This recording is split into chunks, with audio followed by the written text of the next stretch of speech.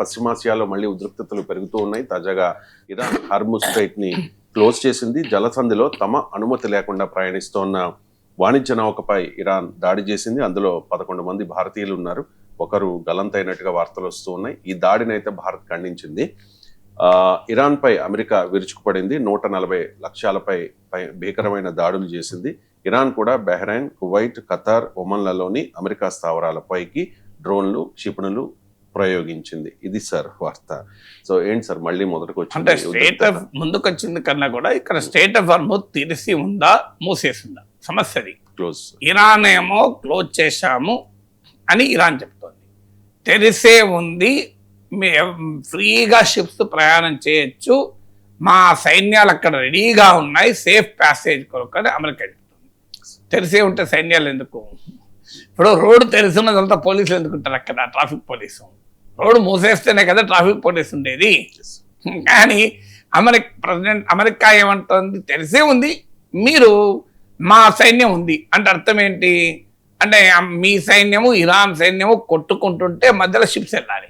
ఆ షిప్కి సేఫ్టీ ఎక్కడిది? ఇప్పుడు ఇలా ఇరాన్ అటాక్ చేసింది, అంతకుముందు అమెరికా అటాక్ చేసింది.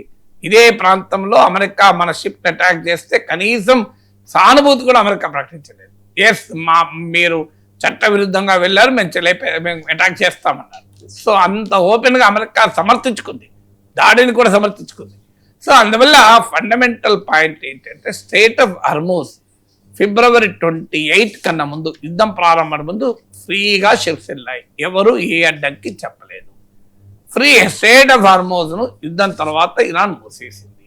యుద్ధానికి ముందు కూడా హెచ్చరించింది, మీరు మాపై దాడి చేస్తే మేము స్టేట్ ఆఫ్ హార్ముజ్ మూసేస్తాం. స్టేట్ ఆఫ్ హార్ముజ్ అనేది narrow stretch of water, Iran ఒమన్ల మధ్య ఉండే ఒక తక్కువ వెడల్పులో ఉండే సముద్ర జలసంధి. అంటే ఇక్కడ నుంచి 20% ఆఫ్ గ్లోబల్ ఎనర్జీ సప్లై జరుగుతాయి. అందువల్ల ఇక్కడ ఉన్న టోపోగ్రఫీ, జాగ్రఫీ రీత్యా ఇరాన్ సులభంగా దీనిపైన కన్నేసి ఉంచవచ్చు. సో ఇన్ని రోజులు యుద్ధం తర్వాత కూడా, ఇన్ని మాటలు అమెరికా చెప్పినాక కూడా స్టేట్ ఆఫ్ హార్ముజ్ ఇప్పటికీ స్టిల్ అండర్ ఇరానియన్ కంట్రోల్ అని క్లియర్గా అర్థమవుతుంది. ట్రంప్ ఏం చెప్పినా దాన్ని ఫ్రీ చేసడానికి నాటో దేశాలను కలిసి రమ్మంటే వాళ్ళు కలిసి రాలి, సౌదీ అరేబియాను కలిసి రమ్మన్న ప్రాజెక్ట్ ఫ్రీడమ్ అని ఒకటి ప్రకటించి మీరు రండి మనం కలిసి అటాక్ చేద్దామన్నారు. దానికి సౌదీ అరేబియా అంగీకరించలే. ఇప్పుడు ఇరాన్ స్టేట్ పోస్ట్ వార్ అంటే యుద్ధం ఆగిన తర్వాత ఈ స్టేట్ ఆఫ్ హార్ముజ్లో తన స్ట్రెంగ్త్ను నిలబెట్టుకోవాలని ఇరాన్ చూస్తోంది. ఎందుకంటే ఇరాన్కి అర్థమైంది ఇది ప్రపంచాన్ని, అమెరికాను అడ్డుకోవటానికి ఒక బలమైన ఆయుధం, మిసైల్స్ కన్నా కూడా అని అర్థమైంది. అందుకే స్టేట్ ఆఫ్ హార్ముజ్ పైన తన కంట్రోల్ ఉండాలి, తాను చెప్పిన మార్గములోనే వెళ్ళాలి అంటుంది. ఇప్పుడు ఫ్రీగా లేవని కాదు, తాను చెప్పిన మార్గం IRGCతో కోఆర్డినేట్ చేసుకొని, ఇరాన్తో కోఆర్డినేట్ చేసుకొని ఇరాన్ చూపించిన మార్గంలో షిప్స్ వెళ్ళవచ్చు, వేరే మార్గంలో వెళితే మేము అటాక్ చేస్తామంటున్నారు. సో ఎందుకు అంటున్నారంటే post war state of Hormuz పైన తన కంట్రోల్ పెట్టుకోవాలని. ఇదివరకైతే టోల్ ట్యాక్స్ కూడా వసూలు చేస్తామన్నారు. ఇప్పుడు టోల్ ట్యాక్స్ కాకపోయినా navigation state of Hormuz is at Iran's control.